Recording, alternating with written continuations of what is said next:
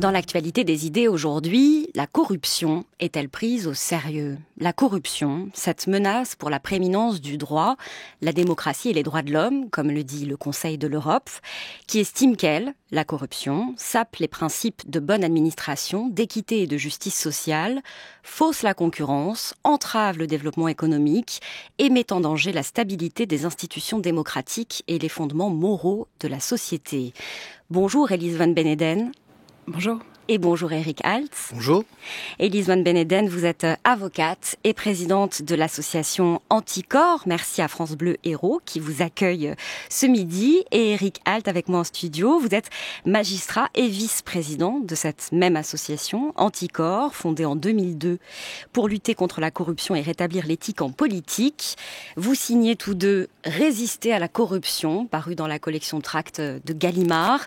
Et l'association a par ailleurs rendu public le mois dernier 15 propositions à destination des candidats à la présidentielle, 15 propositions pour une présidence éthique.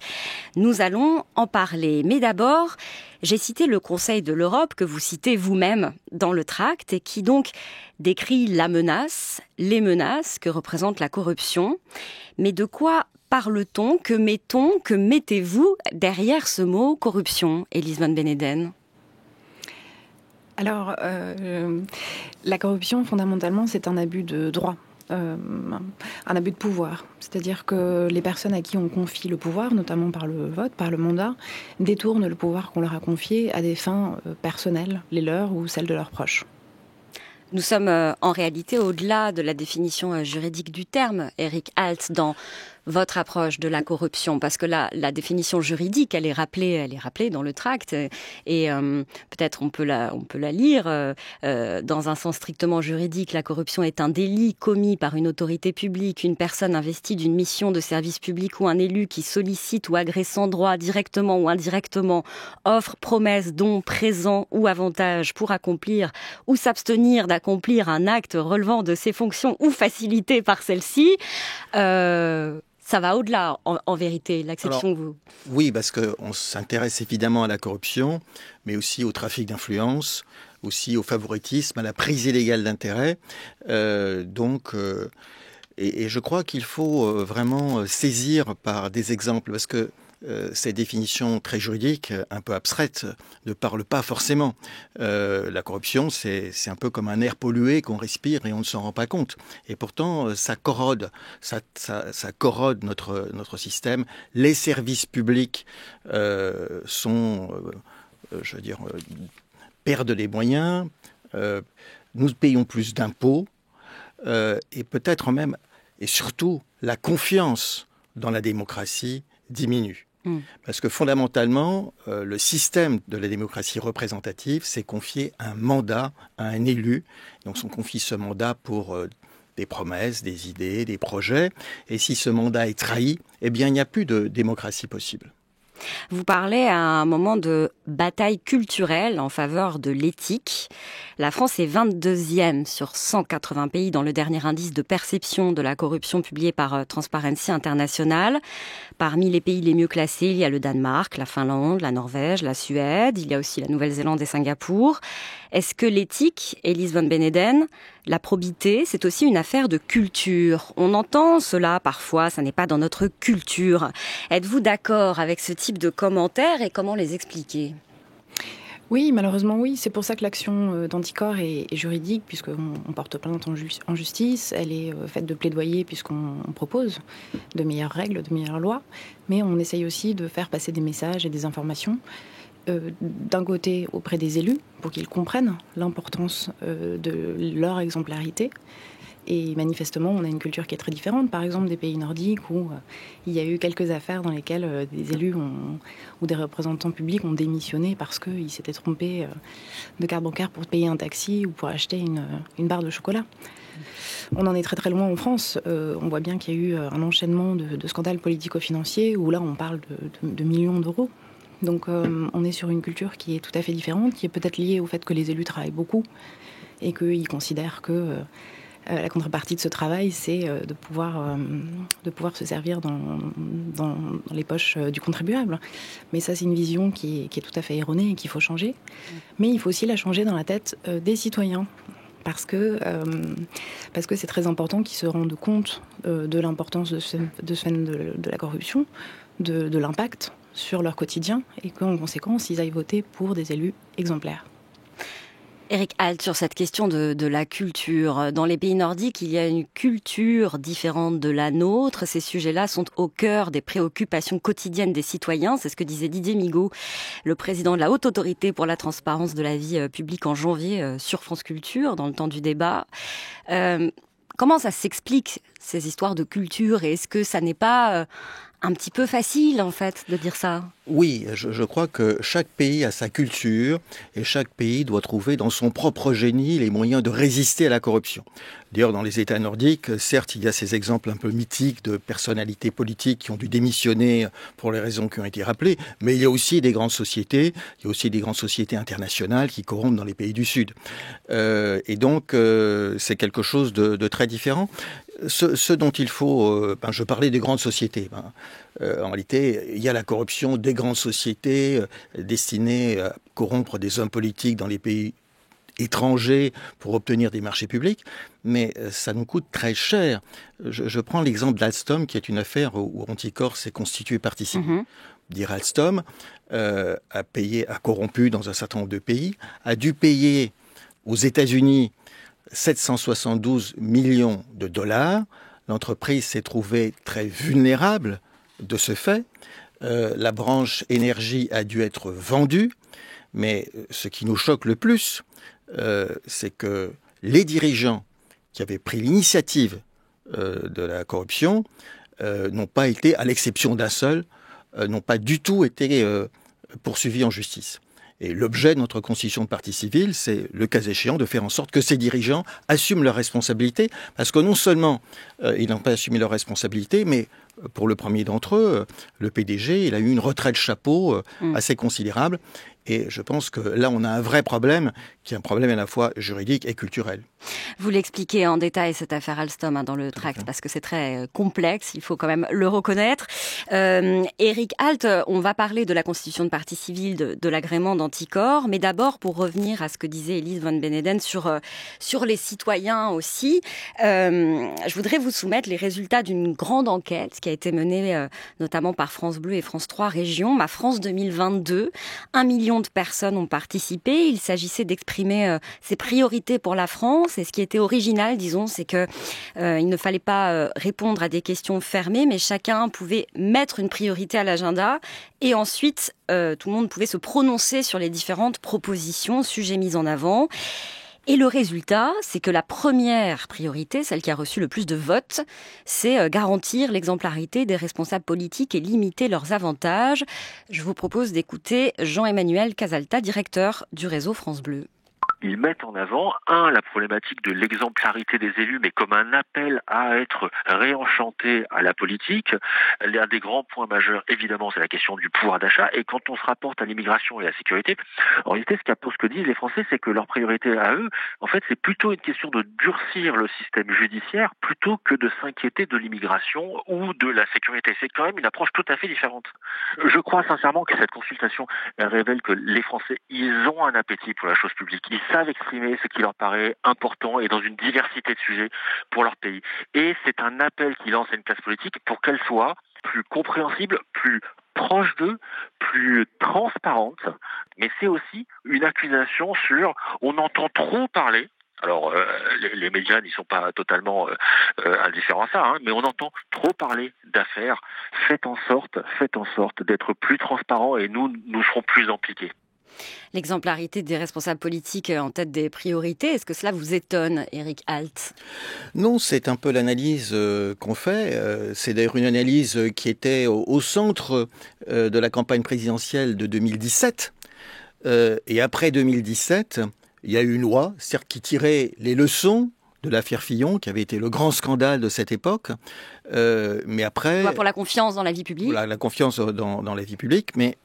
en réalité, aujourd'hui, on n'a pas énormément progressé et même on a sans doute un peu régressé pour ce qui est de la porosité entre l'économique et le politique, c'est-à-dire ces affaires de tourniquet, des personnalités politiques qui ne sont pas dédiées, qui ne se consacrent pas au service de l'intérêt général, mais qui, alternativement, vont tirer des avantages dans le public, puis dans le privé. Et ça, je pense que c'est un grand problème. Et puis la justice aussi, qui, certes, fait son travail, mais qui a terriblement peu de moyens. Le parquet national financier, on parlait de la justice tout à l'heure, a rapporté depuis sa création 7,7 milliards d'euros. Ils sont 18 au parquet national financier. Est-ce qu'on ne peut pas penser raisonnablement qu'ils auraient rapporté à l'État, à l'intérêt général, des sommes beaucoup plus considérables s'ils avaient eu les moyens de leur mission, et si la police aussi, qui agit sur les ordres du parquet financier ou de juge d'instruction, avait eu les moyens de sa mission. Alors, il y a une mesure a priori simple qui recueille justement beaucoup de votes dans cette étude France Bleu, qui est le casier vierge pour les candidats à la présidentielle, par exemple. Alors, c'était une promesse de campagne d'Emmanuel Macron en 2017. C'était prévu dans la loi pour la confiance dans la vie publique dont nous parlions. Et puis finalement, ça a été transformé lors de l'examen du texte au Parlement en la création d'une peine complémentaire obligatoire d'inéligibilité. Qu'est-ce que ça change, Eric Alt, et pourquoi vous continuez avec Anticor à demander ce casier judiciaire vierge pour pouvoir être candidat? Le casier judiciaire vierge, c'est quelque chose qui est demandé à tous les fonctionnaires, et d'ailleurs même bien au-delà à beaucoup de professions qui exercent par exemple dans le domaine de la sécurité. Donc, c'est quelque chose de beaucoup plus fort que l'inéligibilité, qui est en fait une peine. Le casier judiciaire vierge, c'est une condition pour accéder à un certain nombre de fonctions. Et nous disons, ici, il faut un casier judiciaire vierge pour être maître chien. C'est pas illégitime de demander un casier judiciaire vierge d'infraction à la probité pour représenter ses concitoyens. Élise Van Beneden, sur cette question peut-être ? Oui, absolument. C'est la même question pour le casier judiciaire vierge que pour les cadeaux aux élus, par exemple. C'est-à-dire qu'on a tous les fonctionnaires de France qui doivent avoir un casier judiciaire vierge et qui n'ont pas le droit de recevoir des cadeaux. Ça vient d'une loi qui a été faite, qui était une loi anticorruption. Et on a une situation des élus qui, eux, ne sont pas soumis à ces mêmes restrictions, ce qui est incompréhensible pour le commun des mortels. C'est parfaitement incompréhensible, mais en même temps, ça ne change pas. C'est aussi pour ça que dans les propositions, on propose l'adoption du RIC pour réussir à faire passer des lois qui sont contraignantes pour nos élus, puisqu'ils n'arrivent pas à les adopter eux-mêmes. Le référendum d'initiative citoyenne, on en parlera plus tard. Alors, à ce stade de la conversation et dans ce contexte de défiance que l'on connaît, il est important peut-être de signaler cette phrase qui est au début de votre tract. À Anticor, nous savons que tous les élus ne sont pas pourris, mais qu'au contraire, l'immense majorité a l'éthique chevillée au corps et exerce ses fonctions dans des conditions laborieuses. Eric Alt, pourquoi est-ce important pour vous de le dire, de l'écrire? Pourquoi est-ce important aussi d'écrire un peu plus loin que vous ne participez pas avec Anticor aux tous pourris? Est-ce que vous avez peur que l'on puisse en douter? Oui, parce que effectivement, on signale des dysfonctionnements majeurs, mais ce sont des dysfonctionnements, ce sont des manquements qui concernent certaines personnes. Et évidemment, nous savons que ces manquements sont minoritaires.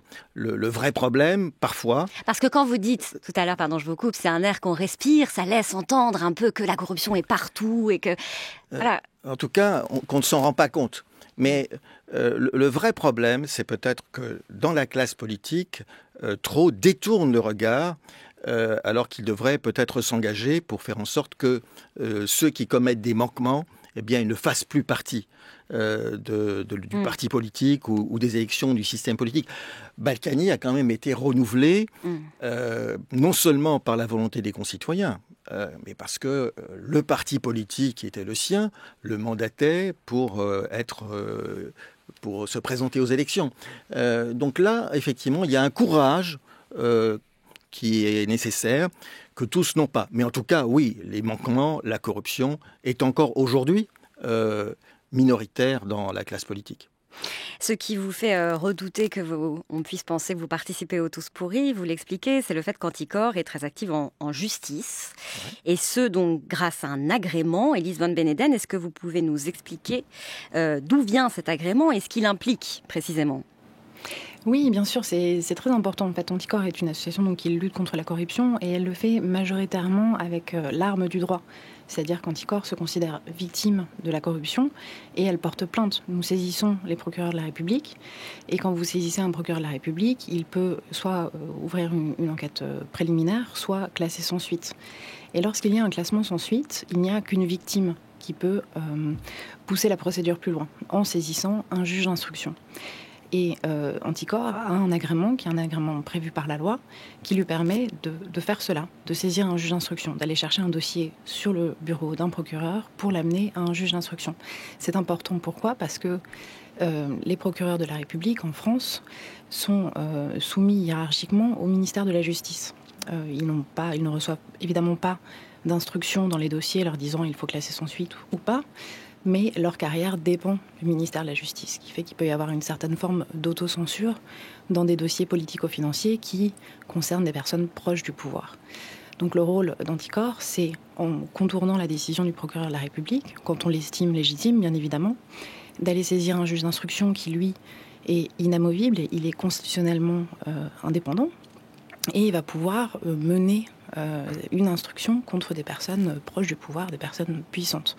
Donc notre combat, c'est une question d'égalité devant la loi. Ce que l'on dit, nous, c'est que tous les citoyens sont égaux devant la loi et qu'il faut juger les élus comme n'importe quel citoyen. Et donc cet agrément a été renouvelé pour vous en avril 21. Ça a été très compliqué, c'était -1. Vous l'avez reçu du Premier ministre et non du ministre de la Justice qui s'est déporté puisqu'Anticor avait porté plainte contre lui. Donc c'est l'affaire dans laquelle Éric Dupond-Moretti est désormais mis en examen, donc depuis juillet dernier, pour prise illégale d'intérêt. Eric Alt, lorsque l'on parle corruption, et c'est un peu ce que l'on fait là depuis le début, vous avez parlé d'Alstom, des Balkany, on pourrait parler évidemment de Jérôme Cahuzac. On pense tout de suite aux affaires, aux scandales, comme disait le directeur du réseau France Bleu, dont les gens ont marre d'entendre parler. Néanmoins, la corruption en France au quotidien, ça n'est pas ça. En réalité, ce sont des petites affaires qu'on ne connaît pas forcément. Ce ne sont pas les grands scandales qui touchent les grands noms. Non. Alors, il y a des grands scandales nationaux, et puis nous avons aussi, dans la plupart des départements, des groupes locaux. Et c'est vrai que dans certaines communes, ces groupes locaux sont actifs, car il y a des manquements, des habitudes, de très mauvaises habitudes et des manquements qui sont constatés, par exemple pour délivrer des certificats d'urbanisme ou pour modifier le plan d'occupation des sols ou pour contracter des marchés publics. Et donc, effectivement, pour ce qui est d'Anticor, on pense localement et on pense aussi nationalement. Je pense que c'est sur ces deux terrains-là qu'il faut lutter. Et puis, probablement aussi, mais ce sont d'autres associations qui sont spécialisées. Il faut penser sur le plan mondial ce problème. Élise Van Beneden, vous dites que vous recevez à Anticor une vingtaine d'alertes de corruption par jour. Quel type d'alerte, par exemple ? Ça peut être absolument tout. On a énormément de dossiers de prise illégale d'intérêt. La prise illégale d'intérêt, ça consiste pour une personne qui est en charge d'une mission de service public, comme un maire, de prendre une décision alors qu'il a un intérêt personnel qui interfère. Je vous donne un exemple qui est typique. Un maire qui embauche sa sœur pour travailler à la mairie. En fait, il ne devrait pas participer à la décision. Pourquoi ? Parce qu'il a un intérêt personnel, qui est de trouver un travail pour sa sœur. Alors que l'intérêt de la commune n'est pas le même. L'intérêt de la commune, c'est de trouver quelqu'un qui va bien travailler pour fournir de bons services publics aux administrés de la commune. Alors, il y a dans l'actualité, un sujet dont vous parlez dans votre tract, c'est le recours au cabinet de conseil. Une commission d'enquête du Sénat a dénoncé le recours désormais régulier de l'État à ces cabinets. Le rapport a été présenté jeudi dernier. Je vous propose d'écouter sur cette question Mathieu Aron et Caroline Michel-Aguirre, auteurs du livre Enquête, Les Infiltrés, publié chez Alary. Ce qu'on détaille, c'est tout un système qui s'est mis en place progressivement ces 15 dernières années en France. Comment, en fait, on a confié la stratégie, l'organisation, les économies à faire dans tous les services publics, comment, en fait, on a confié les clés de la maison à ces cabinets de conseil. Or, 1, on ne le sait pas, et 2, ces cabinets n'ont aucune légitimité démocratique. Il y a vraiment deux choses qu'il faut avoir en tête. Systématiquement, les politiques disent c'est un appui technique, ce sont des économies, c'est de la rigueur budgétaire. Ça n'est pas politique, c'est tout le contraire. C'est extrêmement politique. Comme McKinsey dit il y a 2 ans, il y a entre 20 et 25% de lits d'hôpitaux en trop en France. Évidemment, c'est extrêmement politique. Parce que vous allez voir le ministère de la Santé, vous lui dites vous avez 1/4 d'hôpitaux en trop. Donc forcément, je vais vous expliquer comment réduire les hôpitaux. Et là, il y a toute une technique, tout un tas de mesures qui en découlent, fusion des hôpitaux, regroupement des blocs opératoires, et derrière, c'est McKinsey ou d'autres qui le font. Et ça, c'est pareil dans l'armée, etc. Donc c'est extrêmement politique, ça n'est pas que de l'appui, c'est une vision de nos services publics demain. Mathieu Aron et Caroline Michel-Aguirre sur France Inter, c'était en février. Éric Alt, au tout début de cette émission, je vous ai demandé ce que vous mettiez derrière le terme corruption. Ça, par exemple, le recours au cabinet de conseil, ça n'est pas illégal ? Tout à fait. Pourquoi est-ce, selon vous, une question qui entre dans ce grand sujet de la corruption ? Alors, ça pose un grand problème sur la façon dont on oriente aux dépenses publiques, ça pose un grand problème sur la question des marchés publics, et ça pose aussi un problème politique. Parce que s'il a été justement rappelé que ces solutions qu'apportées par les cabinets sont des solutions orientées. Souvent, on réduit le nombre de fonctionnaires. On les réduit à un tel niveau que parfois l'État n'est pas en situation de remplir certaines tâches. On s'est posé la question pourquoi, au moment de la vaccination, on a fait appel à McKinsey alors qu'a priori, il y a en France, dans la fonction publique, des logisticiens, des gens compétents qui auraient pu assurer ça. Eh bien, peut-être qu'ils remplissaient un vide, mais ils remplissent un vide. Ils facturent par consultant environ 2 000 € par jour pour des questions qui concernent la santé publique, pas seulement la vaccination. Et quand je vois ce qu'on donne à ces cabinets de consultants en toute opacité, et quand je vois que par ailleurs on ergote sur le nombre de postes d'infirmières, sur le salaire des infirmières, je dis il y a un problème. Il y a un problème majeur. Et les sénateurs ont fait un travail intéressant qui a été publié la semaine dernière. En plus, on apprend que McKinsey ne paye pas d'impôts en France. Donc là, c'est la totale. Je sais aussi que un certain nombre de hauts fonctionnaires qui est payé normalement dans le service public, eh bien, ils quittent la fonction publique pour travailler pour ces cabinets où ils sont payés un tarif supérieur sans être plus efficaces. Donc c'est tout cela. Ça, c'est ce que vous disiez tout à l'heure, pantouflage, rétro-pantouflage, c'est-à-dire passer du public au privé et inversement. Tout à fait.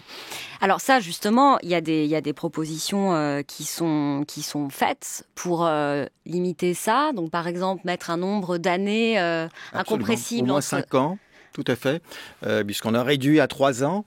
Et en fait, il y a beaucoup de tolérance, mais cette compétence est passée aujourd'hui à la Haute Autorité de transparence de la vie publique. Donc c'est une nouvelle politique, une nouvelle jurisprudence qui devra se mettre en place. Et on peut espérer que cette jurisprudence sera un peu plus stricte qu'elle ne l'était par le passé.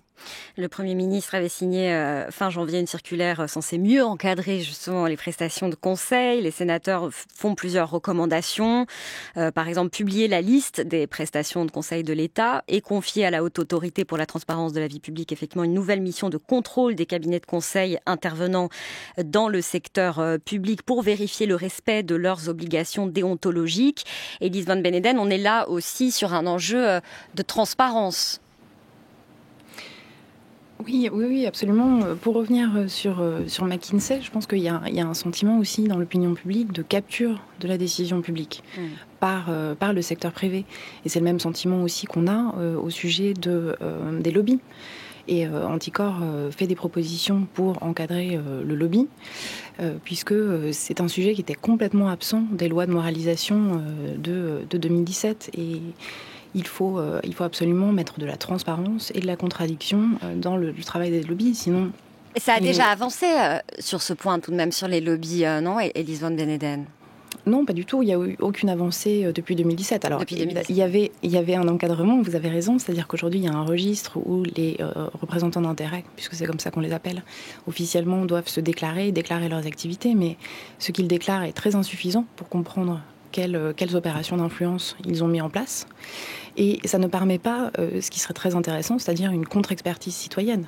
On devrait dire au lobby, lorsque vous avez quelque chose à dire à nos dirigeants politiques, qui sont là pour défendre l'intérêt général, on veut savoir ce que vous leur dites et on veut, nous aussi, pouvoir apporter d'autres éléments pour apporter un autre éclairage qui va permettre à nos élus de prendre la meilleure décision. Il est 13h21 et nous sommes toujours en compagnie d'Eric Alt et Élise Van Beneden, vice-président et présidente de l'association Anticorps qui signe Résister à la corruption dans la collection Tracts de Gallimard. France Culture, La Grande Table, Chloé Cambrelin. Alors Eric Alt, Transparency International, tout comme l'OCDE qui a rendu aussi en décembre dernier un rapport sur la lutte contre la corruption, note tout de même des progrès de la France en la matière, des avancées souvent, à vrai dire, provoquées par des scandales. On a parlé de l'affaire Cahuzac qui a entraîné en 2013 la création du parquet national financier, la haute autorité pour la transparence de la vie publique. Il y a aussi une agence française anticorruption. Évidemment, il y a la Commission nationale des comptes de campagne et des financements politiques. Il y a eu, on l'a dit, en septembre 2017, des lois pour la confiance dans la vie politique. Pourquoi est-ce que cela ne suffit pas, selon vous ? Eh bien, il ne suffit pas d'avoir des lois pour lutter contre la corruption. Il faut des moyens et une volonté. Et je crois que, notamment pour ce qui est de la justice, ces moyens manquent. Ils manquent cruellement, à la fois sur la justice proprement dit et sur la justice économique. Je rappelle que dans l'affaire des chaufferies de la Défense, qui est un grand scandale, cette affaire est venue à l'audience 20 ans après, et la juridiction a considéré que ce n'était pas un délai raisonnable et donc refusé de le juger. On verra ce que dira la Cour de cassation sur ce plan. D'autres affaires sont venues si tardivement que la même jurisprudence, pour l'instant, s'est appliquée. On a 18 magistrats au parquet national financier, on a une centaine d'officiers de police judiciaire à la brigade de lutte contre la grande corruption. Donc on a des moyens qui sont faibles. Et en plus, ces moyens sont segmentés, notamment pour la prévention de la corruption. Vous avez cité l'ensemble des autorités indépendantes ou pas, qui sont compétentes pour la prévention de la corruption. On a un problème de segmentation. C'est la raison pour laquelle en Anticorps, on propose notamment une autorité de la probité qui permettrait de répondre en partie à cela. Alors justement, Élise Van Beneden, est-ce que vous pouvez nous expliquer ce que serait cette autorité de la probité ? Alors, c'est une grande autorité qu'on appelle de nos voeux, un petit peu sur le modèle du défenseur des droits, qui a ce qu'on appelle un ancrage constitutionnel, c'est-à-dire qu'il est prévu par la Constitution et ça lui permet une garantie d'indépendance qui est très efficace en fait, parce qu'on voit que le défenseur des droits a fait un travail très important depuis des années. Ce que l'on voudrait, c'est qu'il y ait de la cohérence, c'est-à-dire que cette haute autorité donc, soit inscrite dans la Constitution, donc protégée, qu'elle puisse travailler de manière indépendante et de manière cohérente, c'est-à-dire en répartition par pôle d'activité. Par exemple, un pôle sur les collectivités locales, un pôle sur les entreprises, un pôle sur les élus, leur déclaration d'intérêt, leur déclaration de patrimoine. Et bien sûr, très important, un pôle sur le financement de la vie politique, puisqu'on a eu quand même un très très gros scandale sur les campagnes électorales. Donc la commission qui gère ça aujourd'hui doit absolument être réformée pour que dès le départ de cette aventure politique, il y ait des exigences de probité. Vous parlez de le Big Malion ? Je parle de l'affaire Big Malion, voilà. Oui. C'est bien de préciser, effectivement, l'affaire Big Malion, Eric Alt rappelé peut-être, donc c'est Nicolas Sarkozy. C'est le dépassement considérable des frais de campagne de Nicolas Sarkozy en 2012, mais la question qu'on se pose aujourd'hui, c'est si une personnalité gagne les élections présidentielles avec des moyens qui sont totalement illégaux, en tout cas qui dépassent les plafonds, eh bien, que se passe-t-il ? En réalité, il ne se passera rien, parce qu'on ne va évidemment pas destituer un président de la République parce qu'il a financé sa campagne illégalement, donc il ne se passe rien. C'est la raison pour laquelle, effectivement, on pensait qu'un contrôle continu des dépenses de campagne serait beaucoup plus efficace. D'une façon générale, d'ailleurs, il y a un problème général, il y a un problème majeur sur l'ensemble des mécanismes de financement politique que nous proposons de réformer en nous inspirant notamment de ce que propose Julia Cagé. Oui. Avec aussi, y compris une mesure très simple que vous aviez proposée là pour pendant la campagne, qui serait de publier en ligne au fur et à mesure les comptes de campagne. Tout à fait.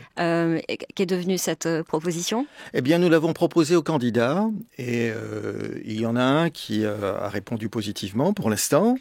Il y en a un autre qui s'est déclaré intéressé et puis les autres n'ont pas répondu. Et donc on attend pour savoir qui est qui, ou c'est ça ? Il suffit d'aller sur notre site. Très bien, alors nous irons sur votre site. Je ne veux pas donner des bons points à l'un ou à l'autre. Vous avez raison. Alors on en a parlé déjà depuis le début et vous dites beaucoup dans votre tract qu'il n'y a pas de régime ni d'époque immunisé contre la corruption. Vous écrivez aussi: le combat contre la corruption consiste à opposer à cette nature humaine imparfaite, celle des gouvernants, un contrôle citoyen intransigeant et à favoriser des contre-pouvoirs vigilants. Et en même temps, vous le disiez vous-même, Éric Alt, il y a des personnalités politiques qui ont pu être élues, réélues, rassemblées derrière elles, alors qu'elles étaient mises en cause, parfois même déjà condamnées. C'est un petit peu contradictoire avec ce qu'on disait au tout début sur la demande d'exemplarité. Oui, je pense que d'une façon générale, il y a une demande d'exemplarité. Mais dans certains cas, des personnalités politiques ont été réélues, et généralement, si elles ont été réélues, c'est parce que c'est instauré entre les citoyens un lien de clientélisme. Mais si on élit quelqu'un, non pas pour un projet ou des idées, mais parce qu'on attend de cette personne quelques intérêts, eh bien, il n'y a plus de démocratie. Il n'y a plus que des entrepreneurs en politique, et il n'y a plus que des territoires, des fiefs qui appartiennent à certains. Il n'y a plus de démocratie. C'est la raison pour laquelle je pense qu'il faut que les gens aient conscience de cela. Globalement, d'ailleurs, on voit qu'ils en ont conscience. C'est vrai que dans certains cas particuliers, il y a des interrogations. On peut s'interroger. Élise Van Beneden, pour terminer, vous l'avez dit tout à l'heure, vous avez parlé du RIC, du référendum d'initiative citoyenne, qui fait partie de vos 15 propositions anti-corps. J'aimerais que vous nous expliquiez ça rapidement, mais simplement parce que cette demande d'exemplarité, elle est aussi, pour certains acteurs, une demande de neutralité. Et justement, comment vous gérez cette question anti-corps qui a pu faire débat, c'est-à-dire à partir de quel moment vous faites aussi vous-même de la politique au sens partisan ou pas ? Alors, on fait de la politique, bien évidemment, tout est politique. Et en revanche, c'est vrai qu'Anticorps est une association qui est transpartisane. Elle a toujours été dès sa création.